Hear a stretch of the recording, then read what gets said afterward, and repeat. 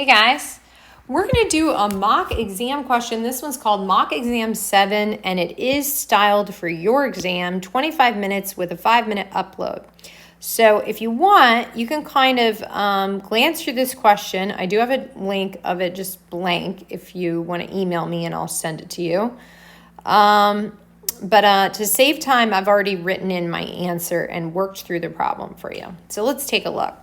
The question was actually modified from a real question in 2005. It was the first response question. So the subject matter was also reviewed previously. I think I did it on one of my live lessons, and I also think maybe it's on StatMatic. So that's my number one suggestion when you're studying is repetition. Some people want to do lots and lots of sample questions, and I would actually suggest picking your favorite 3 or 4 and looking back over those the last day or two and really knowing those really well, not doing lots of new practice questions. That's just a tip. Okay. So the question goes, the goal of a nutritional study was to compare the caloric intake of adolescents. So that's what we're doing here, right? And we're looking in the rural area and in the urban area of the United States. To do that, we did a random sample of 9th grade students from one high school. So notice we didn't do a simple random sample of every high school. We were not given an opportunity to be part of the study and be the one high school urban chosen. All they've said is they did a random sample inside one high school, and they did a random sample inside one urban high school. So that's going to be important later because we know that now in a question that we're going to get multiple units touched on. So each student in each sample kept a record of the food he or she ate and consumed in one day. All right, so we look at the data over here. Here's our raw data. And this is just one high school that's rural and one high school that's urban. Now, looking at the key here, this, hopefully you know how to read this. This would be 26. That's the lowest number. So somebody in the rural setting had 26 calories per kilogram. So notice we're taking into account their weight already. So that's how many calories they had. So this would allow us to compare maybe larger students versus smaller students. Okay.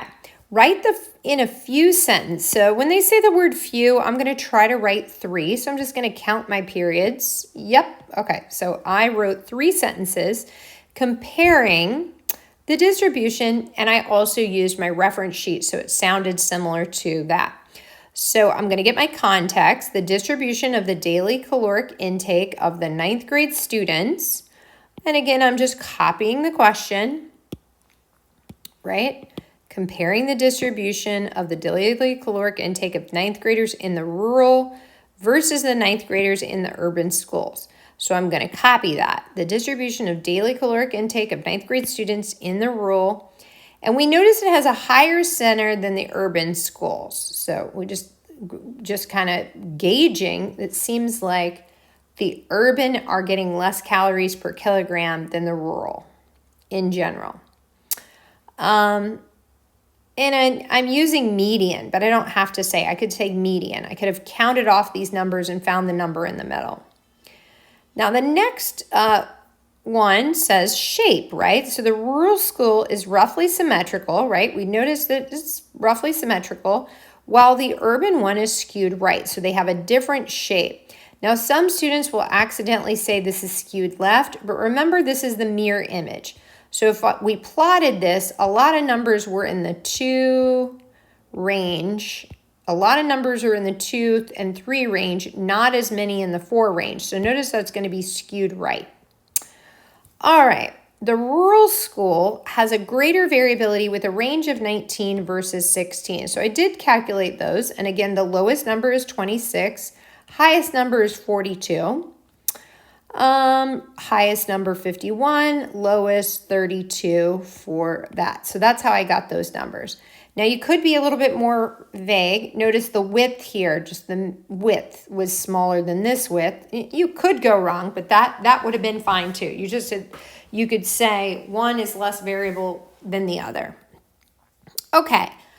hopefully we're racking up points on that. So part B, how could they ask a question about its design? So it says researchers considered finding a difference in the number of calories by pairing students with the lowest recorded calorie intake from the urban school versus the lowest calorie intake from the rural. So this would look like this. The person that had the least amount of food in urban was 26. The least in rural was 32. So the data point, they're saying they would take urban minus rural. So they would take that urban value, 26, minus the rural, 32. And so this would be the difference. And that's why this number is negative 11. That's the lowest number, the lightest person. Okay. Wait. That's not right. 26 minus 23 is negative 3. Okay. That would be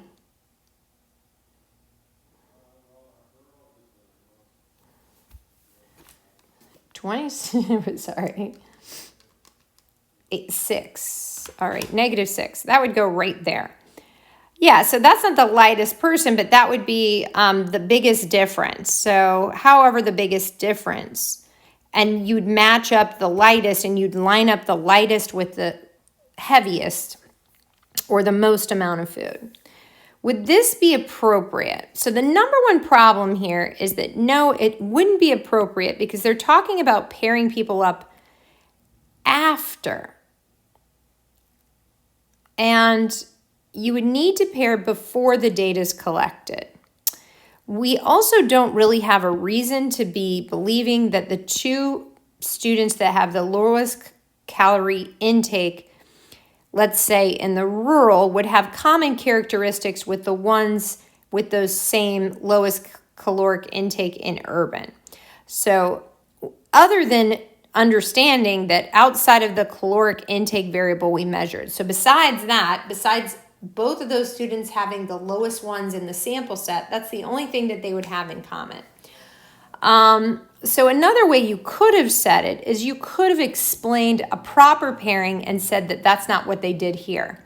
So another way of saying this would be to say a proper pair design would be those who would pair based on some characteristic that you think would have a similar effect on this response variable, but not based on the response itself. So you would have to do that before. That's what was key here.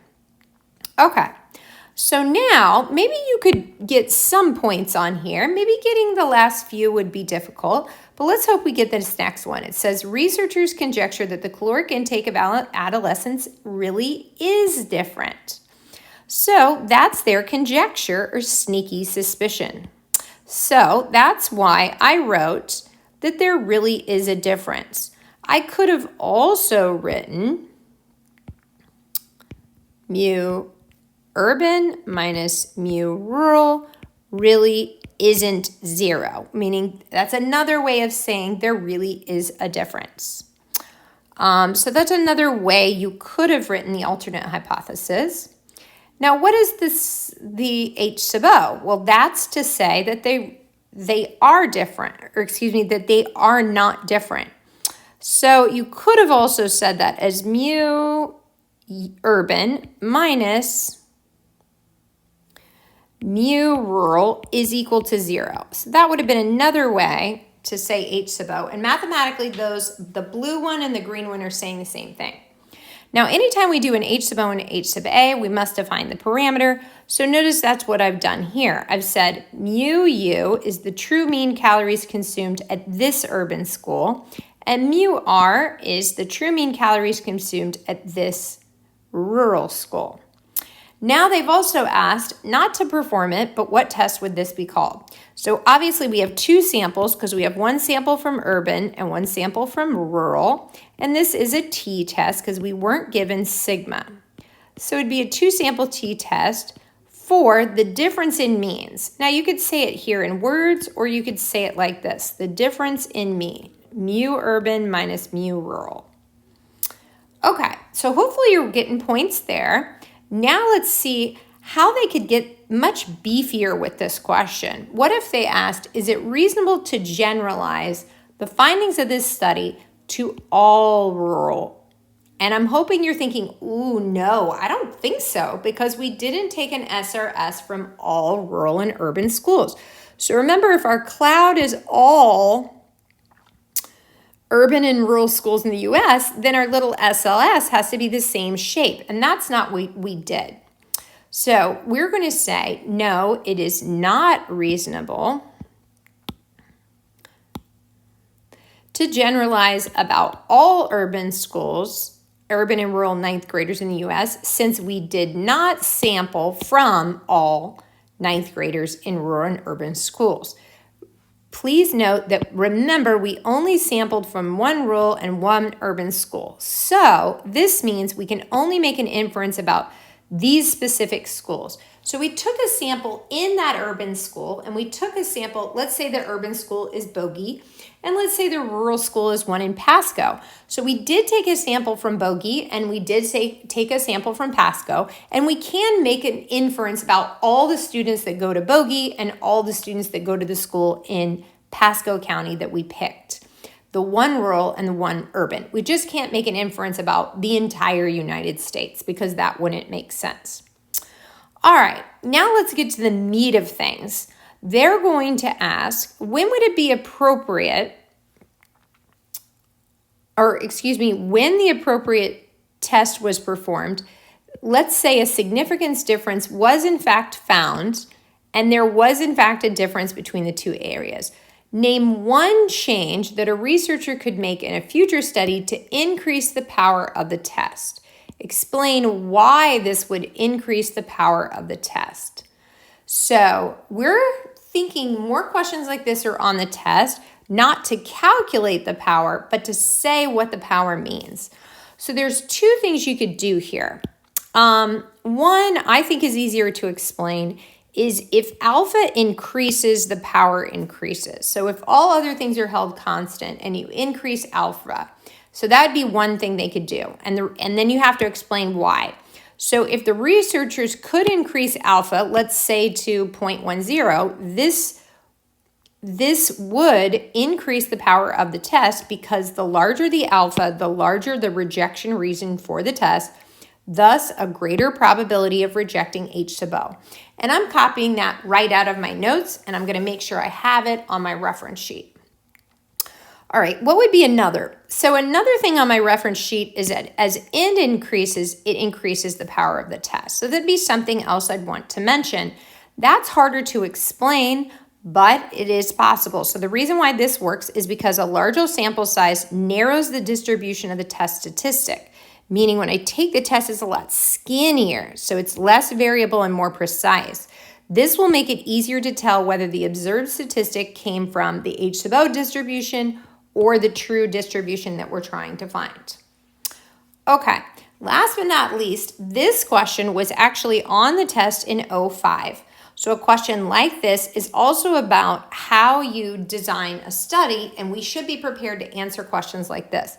So what if the researcher wanted to conduct a similar study and they're debating which of the two plans is best?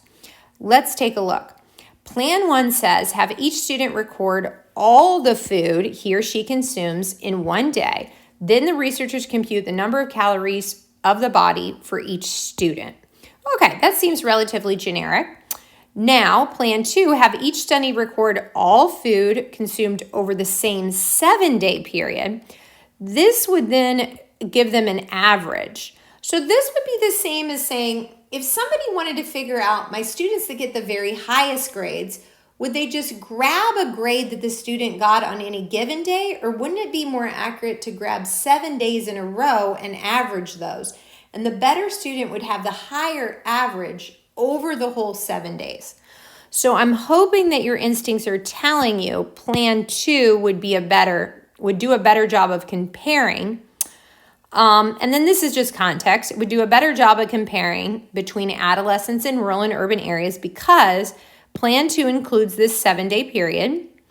And again, you could put a little context in there. You could say there's more data, right? over a 7-day period, you would get some data being in school and some data at home. So that would be more telling about how much food you really eat on average. And you're hoping to detect whether or not there is a difference among these days. So you want the more data, the better. This would allow you a better opportunity to average over the 7-day period rather than just picking one day. And as we see in plan, we just picked one day as we see in plan 1. That would make plan 2 more precise of an estimate of your average daily intake. All right, guys, best of luck on the test, and I'll talk to you tomorrow.